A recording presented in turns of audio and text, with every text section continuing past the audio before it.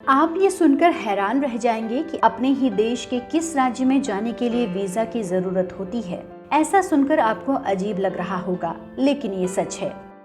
Press the bell icon and never miss a video from newsnumber.com.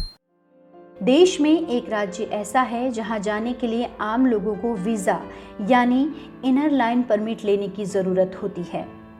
फिलहाल भारत में सिर्फ नागालैंड राज्य में ही इनर लाइन परमिट सिस्टम लागू है। बंगाल ईस्टर्न फ्रंटियर रेगुलेशंस 1873 समिति अवधि के लिए किसी संरक्षित प्रतिबंधित क्षेत्र में दाखिल होने के लिए ये अनुमति देता है। इस क्षेत्र में नौकरी या किसी प्रकार के पर्यटन के लिए जाने के लिए भी आपको परमिशन लेने की जरूरत होती है। नागालैंड में फिलहाल बिना अनुमति के जाना मना है। केवल स्थानीय लोग ही यहाँ बिना किसी रोक टोक के आ जा सकते हैं। इससे पहले जम्मू कश्मीर में भी इनर लाइन परमिट लागू थी। हालांकि श्यामा प्रसाद मुखर्जी द्वारा आंदोलन करने के बाद जम्मू कश्मीर में इस परमिट सिस्टम को खत्म कर दिया गया था, जबकि नागालैंड में ये सिस्टम अभी तक लागू है। बताया जाता है कि आजादी से पहले ब्रिटिश सरकार ने यहाँ पर इनर लाइन परमिट सिस्टम लागू किया था। दरअसल नागालैंड क्षेत्र में प्राकृतिक औषधि और जड़ी बूटियों का प्रचुर भंडार था। ब्रिटिश सरकार इसे ब्रिटेन भेजा करती थी। औषधियों पर किसी दूसरे की नजर न पड़े, इस कारण उन्होंने नागालैंड में इस परमिट सिस्टम को शुरू किया था। हालांकि आजादी के बाद भी अभी तक वहां इधर उधर जाने के लिए आपको इस तरह के परमिट की जरूरत होती है। अब तर्क दिया जाता है कि नागा आदिवासियों की कला, संस्कृति, बोलचाल, रहन सहन देश के अन्य लोगों से काफी अलग है। इनके संरक्षण के लिए राज्य में इनर लाइन परमिट सिस्टम होना जरूरी है, जिससे कि बाहरी लोग यहाँ की संस्कृति को प्रभावित ना कर सकें। नागालैंड भारत देश के अंतर्गत आने वाला एक छोटा और खूबसूरत राज्य है, जिसकी राजधानी कोहिमा है। नागालैंड एक पर्वतीय क्षेत्र का राज्य है। इसके हिस्से में समतल भाग थोड़ा बहुत ही आता है। पर्वतीय राज्य होने के कारण यहाँ की प्राकृतिक सुंदरता तो है। नागालैंड का इतिहास और इसकी आदिवासी संस्कृति विश्व भर में विख्यात है। नागालैंड की सुंदरता, नागालैंड का खाना, नागालैंड का मौसम, यहाँ का पहनावा और यहाँ की संस्कृति पर्यटकों को अपनी ओर आकर्षित करती है, जिससे रूबरू होने हर साल देसी और विदेशी पर्यटक काफी संख्या में यहाँ का भ्रमण करने आते हैं।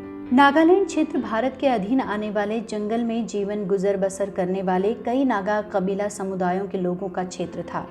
प्रथम विश्व युद्ध के दौरान अंग्रेजों ने बहुत से नागा कबीलों के लोगों से संपर्क किया और बहुत से नागा लोगों को प्रथम विश्व युद्ध में फ्रांस और यूरोप भेजा था। जो लोग विश्व युद्ध से वापस आए, उन्होंने नागा नेशनलिस्ट मूवमेंट की स्थापना की। 12वीं और 13वीं शताब्दी में नागा लोगों का संपर्क अहोम के लोगों से हुआ और 19वीं शताब्दी में ये क्षेत्र ब्रिटिश शासन के आधिपत्य में आ गया। 1944 में द्वितीय विश्व युद्ध के दौरान अंग्रेजों और भारतीय सेनाओं ने मिलकर बैटल ऑफ कोहिम में जापानी सेनाओं को पराजित किया था। 1957 तक ये क्षेत्र नागा हिल्स ट्विनसांग के नाम से जाना जाता था। 1961 में भारत सरकार ने इस क्षेत्र को राज्य का दर्जा प्रदान किया और इसका नाम नागा हिल्स ट्विनसांग से बदलकर नागालैंड कर दिया। उसके बाद 1963 में नागालैंड को पूर्ण राज्य घोषित कर दिया गया।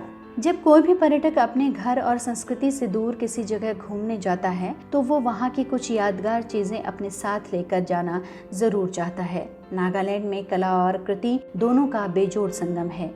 यहाँ आप बांस से बने कई प्रकार के आइटम जैसे टोकरी, कुर्सी, टेबल और भी कई तरह के छोटे बड़े आइटमों की खरीदारी कर सकते हैं। इसके अलावा यहाँ के बाजारों में यहाँ के हथकरघा कला से निर्मित कई प्रकार के सामान की खरीदारी भी आप कर सकते हैं। ऐसा नहीं है कि परमिट सिस्टम लागू होने की वजह से भारत के दूसरे हिस्सों से नागालैंड में लोग घूमने नहीं जाते हैं, बल्कि जो लोग घूमने के शौकीन हैं, जिन्हें इस तरह की कला और संस्कृति को जानने और उसे समझने की इच्छा होती है, वो लोग नागालैंड जाते हैं परमिट लेकर और यहाँ की खूबसूरती को बहुत करीब से देखते हैं, यहाँ की कला संस्कृति को महसूस करते हैं।